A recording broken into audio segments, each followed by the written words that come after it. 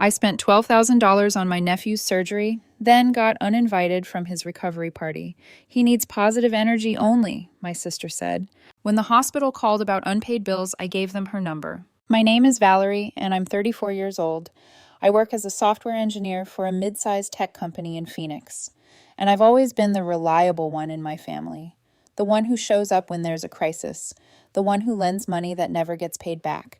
The one who fixes problems without asking for credit. I learned early on that being dependable meant being invisible unless someone needed something from me. My sister Rachel is 3 years younger than me, but you'd think she was royalty the way our parents treat her. She's always been the dramatic one, the one who could turn a paper cut into a medical emergency, requiring everyone's immediate attention and sympathy. When we were kids, I'd get a scraped knee and be told to walk it off, while Rachel would get a splinter and Mom would rush her to urgent care. That pattern never really changed. Rachel married her college boyfriend, Mark, when she was 25, and they had Tyler 2 years later. Tyler is now 8 years old, and honestly, he's a great kid. He's curious, funny, and one of the few bright spots in my complicated relationship with Rachel's family. While Rachel inherited our parents' flair for drama, Tyler somehow ended up being pretty grounded. Maybe it's because Mark is a decent guy who keeps things in perspective, or maybe Tyler just got lucky with his temperament. I've always made an effort to be a good aunt to Tyler. I take him to baseball games, help with his science fair projects, and remember his birthday every year with something thoughtful, not expensive, but chosen specifically for his interests. Last year, it was a telescope because he'd mentioned wanting to see Saturn's rings. The year before, it was a chemistry set after he became obsessed with how volcanoes work. Rachel, meanwhile, treats me like a combination bank account and emergency contact. When her washing machine breaks, she calls me. When she needs someone to watch Tyler for the weekend, she assumes I'm available. When she wants to buy something she can't afford, she hints around until I offer to help. It's been this way for so long that I stopped noticing how one-sided it was until recently. The pattern became crystal clear about 6 months ago, when Tyler started having stomach problems. At first, Rachel brushed it off as growing pains or something he ate, but the pain got worse and Tyler started losing weight. Mark pushed for a doctor's visit, which led to more tests, which led to a specialist, which led to the diagnosis that changed everything. Tyler needed surgery to repair a congenital defect in his intestines. It wasn't life-threatening, but it was serious enough that delaying treatment could cause complications. The surgery itself would cost about $15,000, and that was with their insurance covering most of it. Their portion would be around $12,000, money they simply didn't have. Mark works in retail management, and Rachel does part-time administrative work when she feels like it. They live paycheck to paycheck in a house that's slightly too expensive for their income because Rachel insisted they needed to be in a good neighborhood for Tyler. They drive cars with payments they can barely afford because Rachel didn't want to be seen in anything older than 5 years. Their financial priorities have always been about appearances rather than security. When Rachel called me about Tyler's surgery, she was in full crisis mode. "Valerie, I don't know what we're going to do," she sobbed into the phone. "The hospital wants the money up front and we just don't have it. Tyler is in pain every day, and they can't operate until we figure out the payment situation." I didn't hesitate. Tyler needed the surgery, and he was my nephew.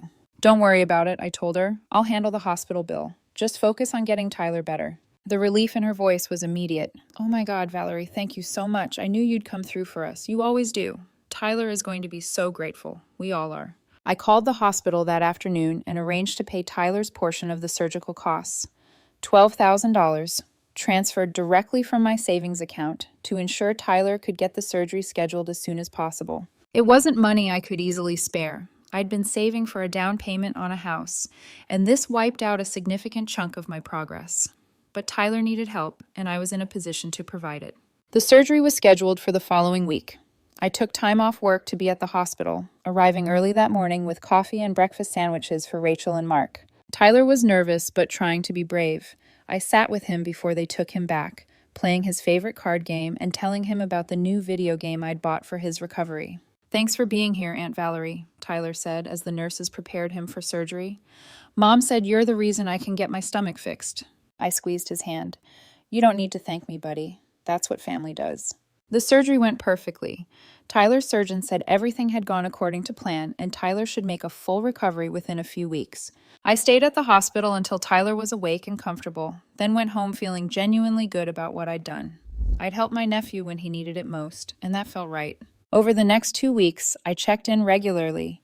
I brought Tyler books and puzzle games to keep him occupied during recovery. I picked up groceries for Rachel and Mark so they could focus on taking care of Tyler. I even arranged for meal deliveries from Tyler's favorite restaurants during his first week home from the hospital. Tyler's recovery progressed beautifully. He was back to his normal energy level within 10 days, eating regularly and even asking when he could return to his soccer team. The surgeon was impressed with how well he was healing. Rachel posted regular updates on social media about Tyler's miraculous recovery and how blessed they were to have such amazing doctors. It was during this time that Rachel started planning what she called Tyler's recovery celebration party. She wanted to throw a big event to celebrate his successful surgery and recovery, inviting family, friends, and neighbors. She spent hours on the phone with our mom, planning the menu, decorations, and guest list. The party was scheduled for a Saturday afternoon, 3 weeks after Tyler's surgery. I was looking forward to the celebration. It felt good to see Tyler back to his normal self, and I wanted to celebrate his recovery with everyone. I'd even bought him a special gift, a signed baseball from his favorite player that I'd managed to find through a sports memorabilia dealer. But 2 days before the party, Rachel called me with news that left me speechless. "Valerie, I need to talk to you about Saturday," she said, her tone oddly formal. "I've been thinking about it, and I don't think you should come to Tyler's party." I was confused. "What do you mean? Why wouldn't I come?" Rachel sighed like she was explaining something obvious to a child. "Tyler is still recovering, and he needs to be surrounded by positive energy only. The doctor said stress can slow down healing, and we need to be really careful about the environment we create for him." I still didn't understand. "Rachel, what does that have to do with me? I'm not stressful for Tyler. He loves spending time with me." "It's not about Tyler specifically," she said. "It's about the overall energy. You've been kind of intense lately, always checking in, always asking about his recovery, always wanting updates.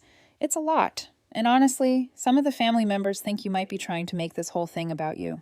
The words hit me like a physical blow. "Make it about me, Rachel. I paid for Tyler's surgery. I've been supporting you guys through this entire process. How is that making it about me?" "See, that's exactly what I mean," she said. "You keep bringing up the money thing. It makes everyone uncomfortable. Tyler's recovery should be a celebration of his strength and our family's love, not about who paid for what." I sat in my car outside my office, gripping the phone. "The money thing? Rachel, I spent $12,000 so Tyler could have his surgery. That's not a small thing to just ignore. And we appreciate that, we really do. But Tyler doesn't need to be reminded that his surgery was charity. He needs to feel celebrated and loved, not like he owes anyone anything." I could barely process what I was hearing. "Charity? You called me begging for help. Tyler needed surgery and I provided it. That's not charity. That's family taking care of family." Rachel's voice got sharper. "Valerie, you need to understand that this party is about Tyler, not about you getting recognition for helping out. The family has talked about it, and we all agree that the focus should be on Tyler's recovery and our gratitude to the doctors and nurses who took such good care of him." "The family has talked about it," I repeated. "Who exactly has been discussing whether I should be allowed at my nephew's recovery party?" "Mom and Dad agree that we need to keep things light and positive. Mark thinks you've been a little overwhelming during Tyler's recovery. Even Tyler mentioned that you keep asking him how he's feeling all the time." I felt my stomach drop. "So you've all decided that I'm the problem.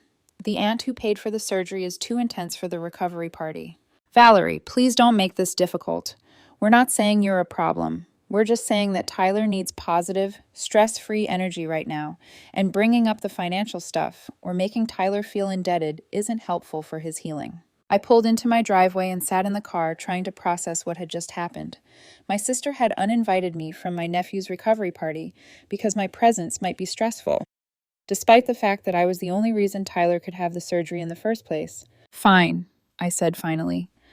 "I won't come to the party, but I want you to know that this is incredibly hurtful, Rachel. I helped Tyler because I love him, not because I wanted recognition, and being treated like I'm some kind of burden after what I've done is really disappointing." "I'm sorry you feel that way," she said, her tone suggesting she wasn't sorry at all. "I hope you understand that we're just trying to do what's best for Tyler's recovery." After hanging up, I sat in my car for 20 minutes, feeling a mix of hurt, anger, and confusion. I'd spent $12,000 to help my nephew, supported the family through a medical crisis, And now I was being excluded from celebrating his recovery because I might bring negative energy. That weekend, while Tyler's recovery party happened without me, I did something I should have done months ago. I looked through my bank statements and calculated exactly how much money I'd given or lent to Rachel over the past 5 years. The total was staggering, nearly $30,000 in various loans, gifts, and emergencies. None of it had ever been repaid.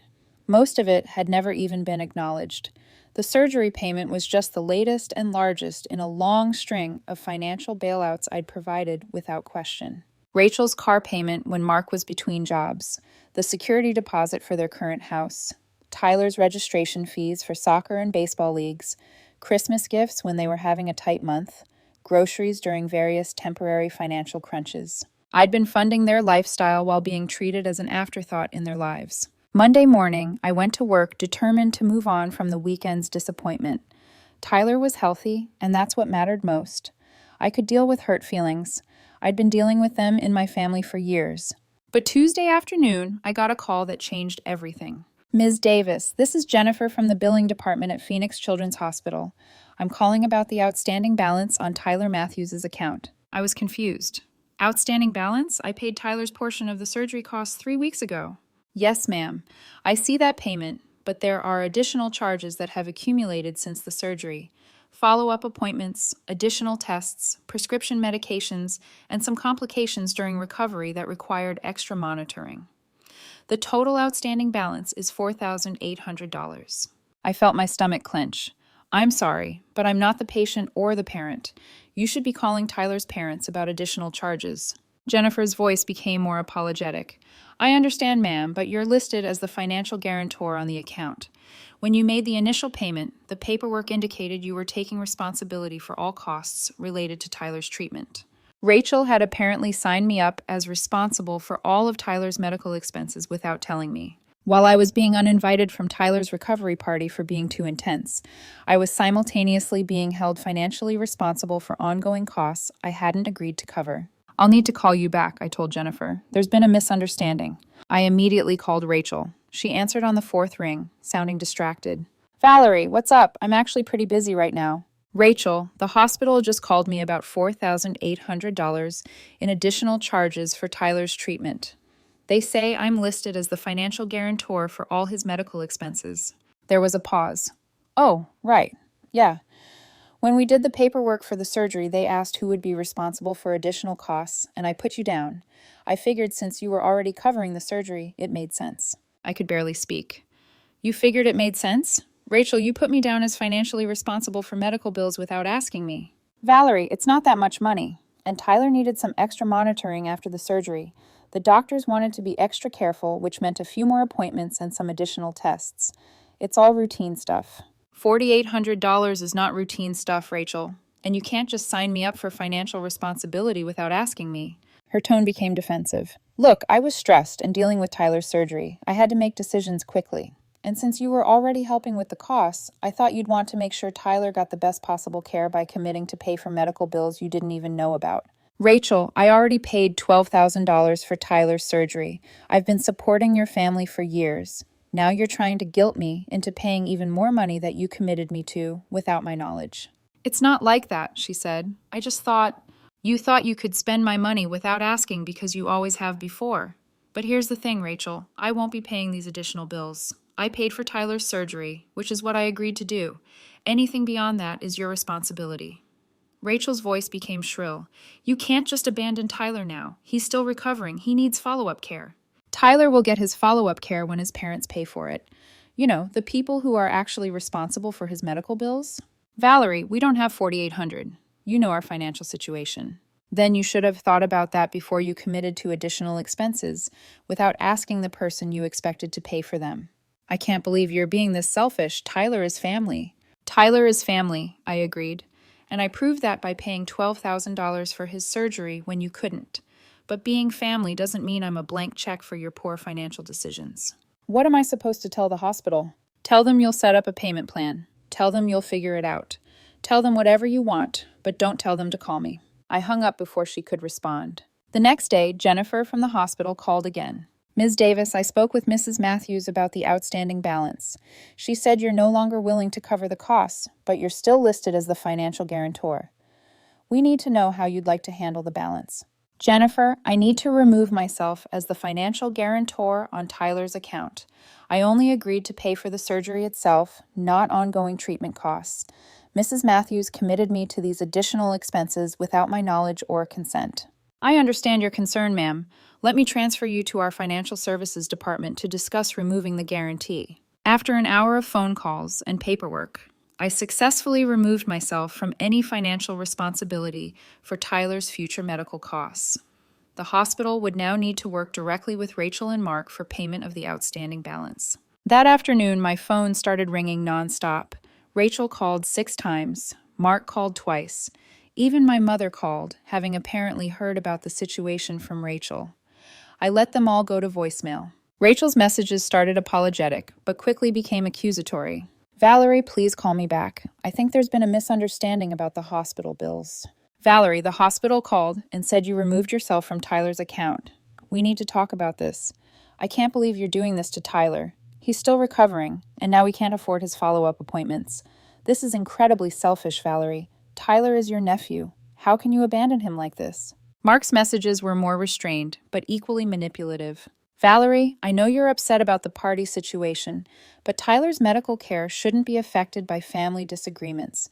Can we work this out? Look, I get that Rachel handled the financial guarantor thing badly, but Tyler still needs his follow-up care. We can't afford to pay for it all at once, but maybe we can work out some kind of payment plan between us. My mother's message was pure guilt trip. Valerie, Rachel called me crying about Tyler's medical bills. I don't know what's going on between you two, but that little boy needs his family right now. Please call me so we can figure this out. I didn't return any of the calls. Over the next week, the calls and messages continued. Rachel tried different approaches. Tearful voicemails about Tyler, asking why Aunt Valerie wasn't visiting anymore. Angry messages about my selfishness, and desperate pleas about not being able to afford Tyler's medical care. Meanwhile, I did some research into Tyler's ongoing treatment costs. The follow-up appointments and tests Rachel had committed me to pay for weren't emergencies or critical care. They were routine post-surgical monitoring that, while recommended, weren't urgent. Tyler's recovery was progressing normally, and the additional monitoring was more about thoroughness than necessity. Rachel had essentially signed me up to pay for premium medical care without asking, then tried to guilt me into accepting responsibility when I found out about it. 2 weeks after removing myself from Tyler's medical account, Rachel showed up at my apartment unannounced. I opened the door to find her standing there with Tyler, both of them looking upset. We need to talk, Rachel said, pushing past me into my living room. Tyler looked uncomfortable. Hi, Aunt Valerie, he said quietly. Are you mad at us? My heart broke a little. I'm not mad at you, Tyler. I'm not mad at you at all. Rachel sat down on my couch without being invited. Valerie, this has gone far enough. Tyler has missed 2 follow-up appointments because we can't afford to pay for them up front. The hospital wants payment before each visit now. I knelt down to Tyler's level. How are you feeling, buddy? Are you having any pain or problems? Tyler shook his head. I feel good. My tummy doesn't hurt anymore, but Mom says I need to see the doctor again to make sure I'm really better. I looked at Rachel. Tyler is fine. His recovery is complete. These follow-up appointments aren't emergency care, I added. They're recommended by his surgeon, Rachel said. Don't you want to make sure Tyler stays healthy? Of course I want Tyler to stay healthy, but Tyler is healthy, and his ongoing medical care is the responsibility of his parents, not his aunt. Rachel's eyes filled with tears. I'm sorry about the party, okay? I was stressed and made a bad decision, but you can't punish Tyler for my mistake. I'm not punishing Tyler. I'm setting boundaries with you. Boundaries? Valerie, Tyler is family. Family doesn't abandon each other. I looked at Tyler, who was listening to this conversation with obvious confusion. Tyler, why don't you go pick out a book from my bookshelf? There are some new ones over there. After Tyler moved to the other side of the room, I turned back to Rachel. You uninvited me from Tyler's recovery party because you said I was making his surgery about myself. You told me that bringing up the financial aspect made everyone uncomfortable. But now that you need money, suddenly it's okay to talk about what I've done for Tyler. Rachel looked down at her hands. I handled the party thing badly. I was stressed and listening to too many people's opinions. I should have talked to you directly. Rachel, you didn't just handle it badly. You excluded me from celebrating Tyler's recovery after I made that recovery possible. You made me feel like my support was unwanted and my presence was burdensome. And then, without telling me, you signed me up to pay for thousands of dollars in additional medical expenses. I was scared Tyler might need extra care, and I knew you'd want him to have the best treatment available. What I want is for you to ask before making financial commitments in my name. What I want is to be treated with basic respect after helping your family through a crisis. What I want is for you to acknowledge that I'm not your personal ATM. Tyler wandered back over, holding a book about space exploration. Aunt Valerie, can you read this with me sometime? Of course, buddy, anytime you want.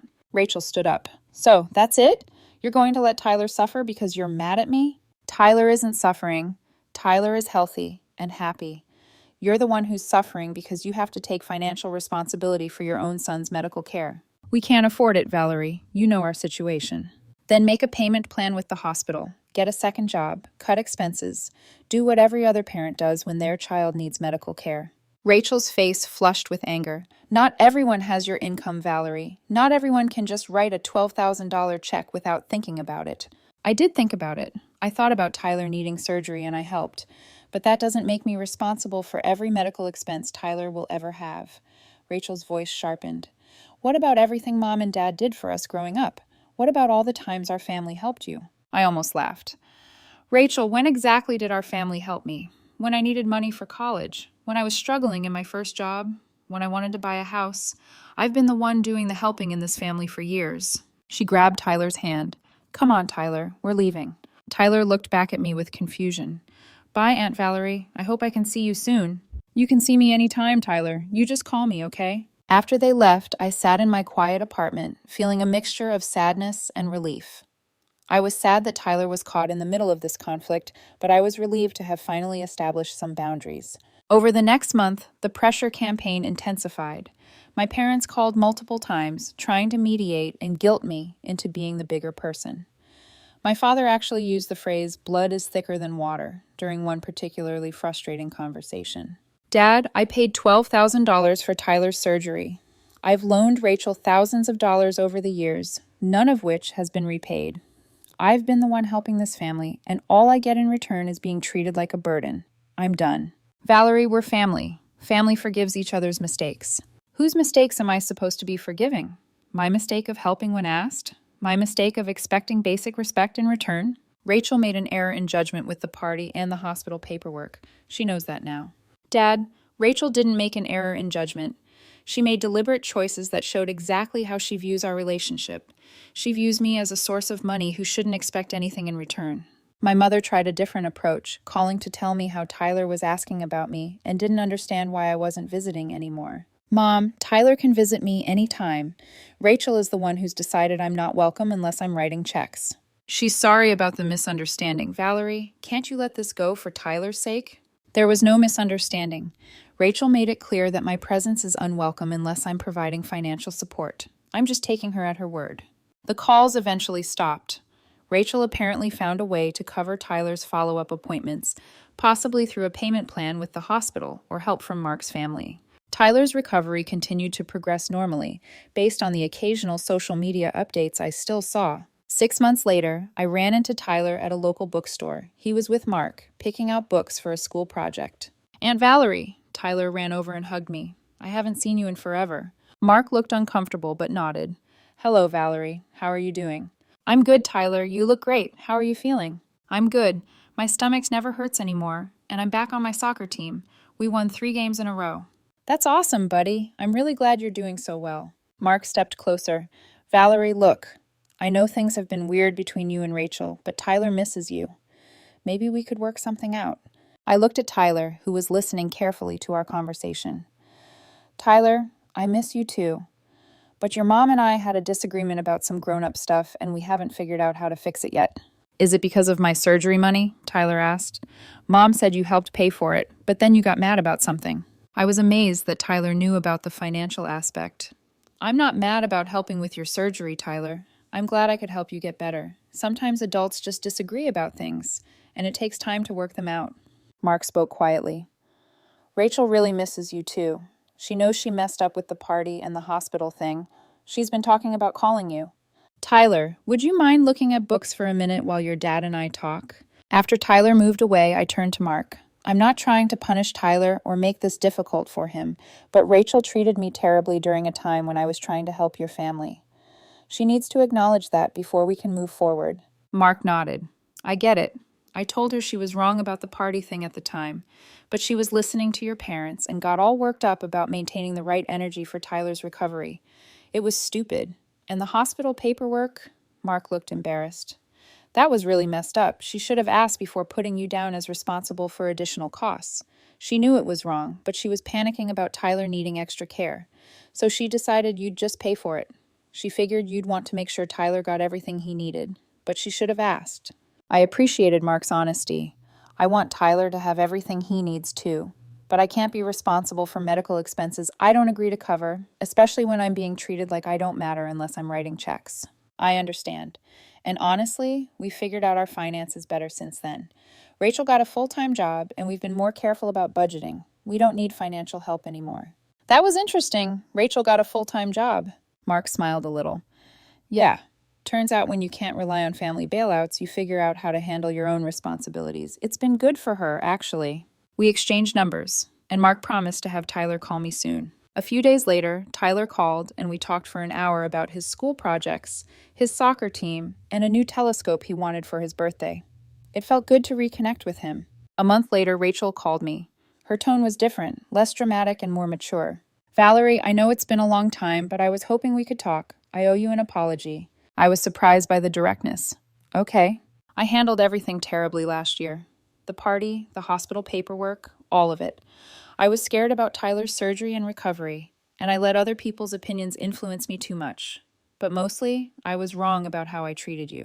I waited for her to continue. You paid for Tyler's surgery when we couldn't, and instead of being grateful, I made you feel unwelcome and unwanted. Then I signed you up for additional expenses without asking, which was completely out of line. I was taking advantage of your generosity, and I'm sorry.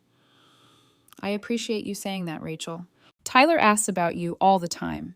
He doesn't understand why his favorite aunt doesn't come around anymore. And honestly, I miss you too. I know I have no right to ask, but I'm hoping we can start over. What does starting over look like to you? I asked. It looks like me acknowledging that you've been incredibly generous and supportive to our family, and me never taking that for granted again. It looks like me asking before making any decisions that affect you and respecting your boundaries when you set them. And if I need financial help in the future, then I'll ask directly and I'll accept whatever answer you give me without guilt trips or manipulation. We talked for another 20 minutes about Tyler, about her new job, and about small steps toward rebuilding our relationship. It wasn't perfect, but it felt genuine in a way our interactions hadn't felt in years. That weekend, Tyler came over to my apartment for the first time in almost a year. We built a model rocket and launched it in the park behind my building. He told me about school, his friends, and his plans for summer soccer camp. Aunt Valerie, he said as we watched the rocket parachute down from the sky. Mom said she was mean to you when I was sick, and that's why we didn't see each other for a while. I was impressed that Rachel had explained things honestly. Your mom and I had a disagreement about grown-up stuff, but we're working it out now. I'm glad. I missed hanging out with you. I missed hanging out with you too, buddy. Mom also said you paid for my surgery so I could get better, and I should thank you properly. I smiled. You don't need to thank me, Tyler. That's what family does for each other. But I want to thank you. Getting my surgery fixed my stomach, and now I can eat pizza again without feeling sick. Well, in that case, you're very welcome. As we walked back to my apartment, Tyler carrying the recovered rocket, I felt something I hadn't felt in a long time. Genuine hope that my relationship with Rachel's family could be healthy and balanced. 6 months later, things had settled into a new normal. Tyler visited me regularly, and we'd maintained the close relationship we had before the surgery crisis.